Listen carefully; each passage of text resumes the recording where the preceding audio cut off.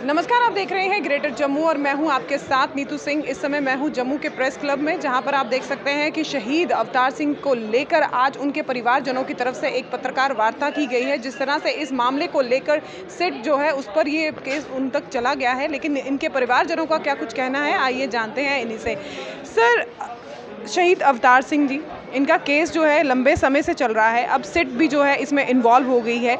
आप आज फिर से पत्रकार वार्ता कर रहे हैं, क्या कहना है आप? देखें, अब कंक्लूजन पर है हमारा केस।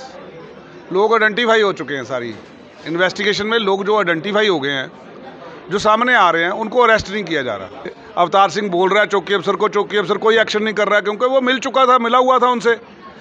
और उसका अगर वो ज़ोर से किसी को गाली निकाल देता तो भी लोग वहाँ से भाग जाते। उसने किसी को ओए तक नहीं बोला हुआ, जो कातिल थे उनको ओए तक नहीं बोला।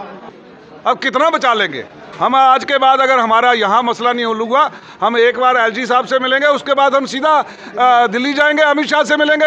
अगर वहाँ से नहीं हल हुआ, हम मोदी जी से मिलेंगे, वहाँ से नहीं हुआ प्रेसिडेंट से मिलेंगे।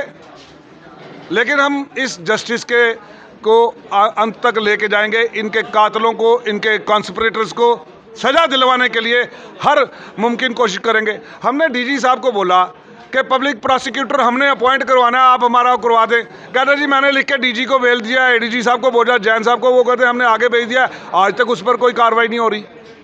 तो बहुत सारे ऐसे मसले हैं। आपसे भी जानना चाहेंगे, अब सिट इसमें इन्वॉल्व हो चुकी है, जुडिशरी आखिरी फैसले पर है, क्या अब आपको लगता है कि क्यों अभी भी इस केस को लेकर देर लग रही है? मैम, क्योंकि सिट के ऊपर प्रेशर है सीनियर्स का, इसमें सीनियर्स भी इन्वॉल्व है।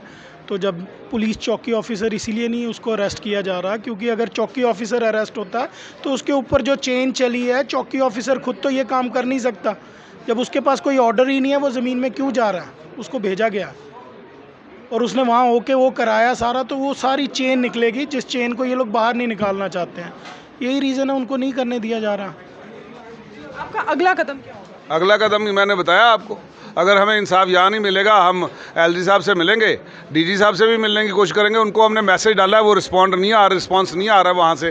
तो हम अब उनको कोशिश करेंगे, मिलेंगे कि यात्रा की में कहीं व्यस्तता होगी, हम टाइम मांगेंगे, मिलेंगे और उसमें हम बताएंगे। अगर यहाँ इंसाफ नहीं मिला, हम दिल्ली जाएंगे, अमित शाह जी के पास जाएंगे और पूरे एविडेंस हमारे पास हैं, सब कुछ है। सारी इंक्वायरी की सारी जो हमने साथ होकर इंक्वायरी की मदद करी हुई है, हमने सारी चीज़ें हमारे पास है, हम बताएंगे।